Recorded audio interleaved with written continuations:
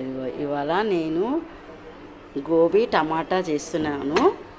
దీనికి కావాల్సిన పదార్థాలు ఉల్లిపాయలు, కొత్తిమీర, పచ్చిమిర్చి, కారము, పసుపు, అల్లం వెల్లుల్లి పేస్టు, ధనియా పొడి, ఉప్పు అన్నీ కావాల్సిన పదార్థాలండి.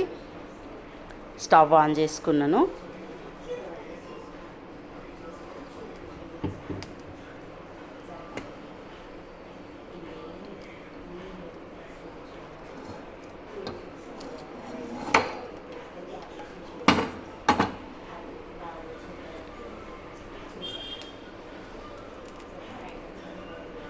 ఈ గోబీ వేడి నీళ్ళల్లో వేసి ఒక 10 మినిట్స్ పెట్టిన. కావలసిన పదార్థాలు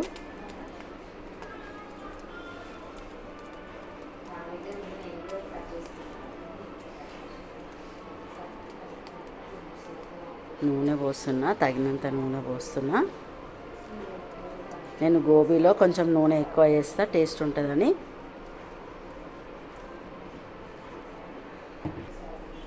నూనె వేడెక్కింది. దీనికి కావాల్సిన పచ్చిమిర్చి, ఉల్లిపాయలు ఇవన్నీ వేసిన దీన్ని మంచిగా ఫ్రై చేసుకోవాలి.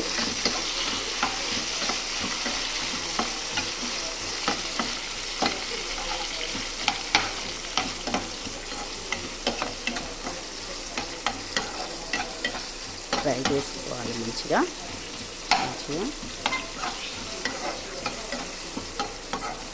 కొంచెం ఎర్ర అయినాక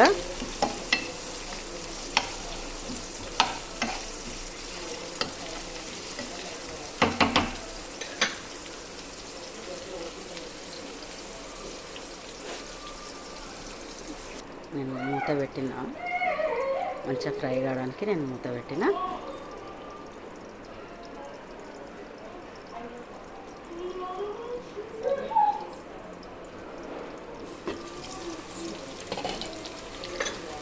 కలుపుకోవాలి మాడకుండా.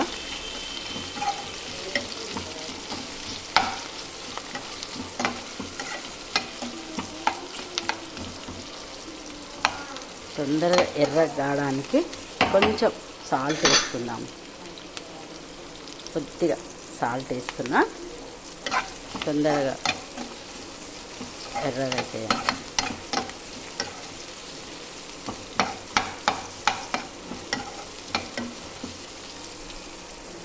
ఇప్పుడు అల్లం వెల్లిగడ్డ వేస్తున్నా.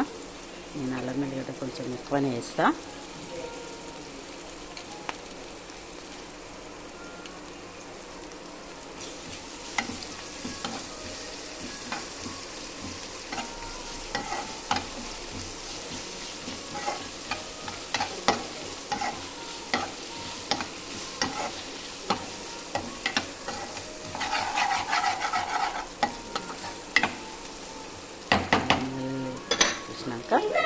పసుపు వేస్తా. పసుపు తగినంత, కారం వేస్తా తగినంత,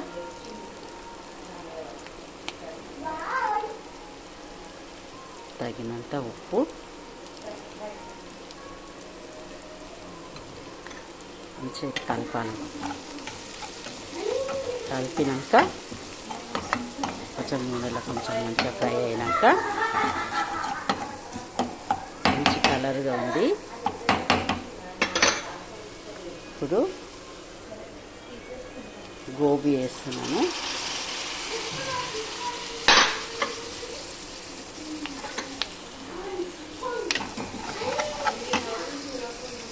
గోబీ వేస్తున్నా. ఇది మంచి కలుపుకొని సన్నటి మంట మీద మూత పెట్టుకోవాలి. సన్నటి మంట మీద మూత పెట్టుకోవాలి. కలిపి బాగా మూత తీసి చూద్దాము ఎక్కడి వరకు వచ్చిందో. మంచిగా కొంచెం ఫ్రై అయింది.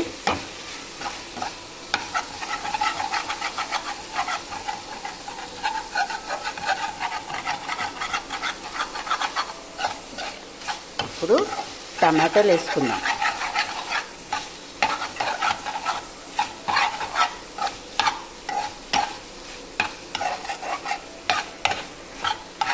ఇంకొంచెం నూనె కొద్దిగా తక్కువ అనిపిస్తుంది నాకు, ఇంకొంచెం నూనె వేస్తా.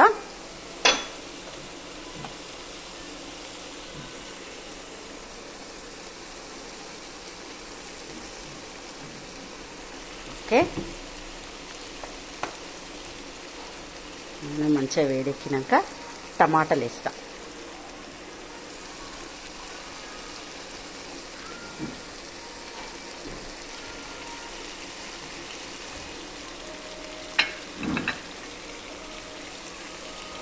టమాటా 1/2 కేజీ టమాటాలు వేసిన.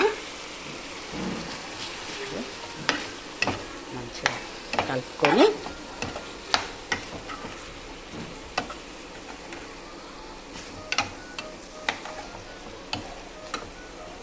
మళ్ళీ మూత పెట్టుకుందాం. మూత పెట్టుకొని సన్నటి మంట మీద కొంచెం పెట్టుకున్నాక మళ్ళీ కలుపుదాం. చూద్దాము, మూత తీసి చూద్దాము ఇక్కడ వరకు వచ్చిందో కర్రీ. మంచిగా ఆయిల్లో మగ్గింది, టమాటాలు కూడా మగ్గుతున్నాయి. ఇంకొంచెంసేపు పెట్టాలి, ఇంకొక 10 నిమిషాలు పెట్టినామనుకో మంచిగా అవుతుంది కూర.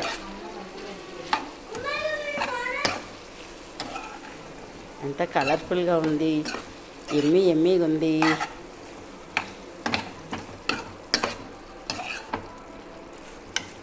చూసిందా ఎంత ఎమ్మీగా ఉందో గోబీ టమాటా. మళ్ళీ మూత పెట్టుకొని సిమ్ములో పెట్టుకుందాం. చూద్దాము.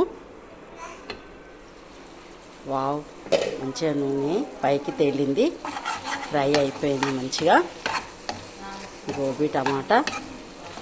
ఇప్పుడు కొంచెం కొత్తిమీర, ధనియా పొడి వేసుకుందాం. ధనియా పొడి కొద్దిగా వేస్తున్నాను. కొత్తిమీర కూడా వేసేసిన, దాంతోనే అయిపోయింది.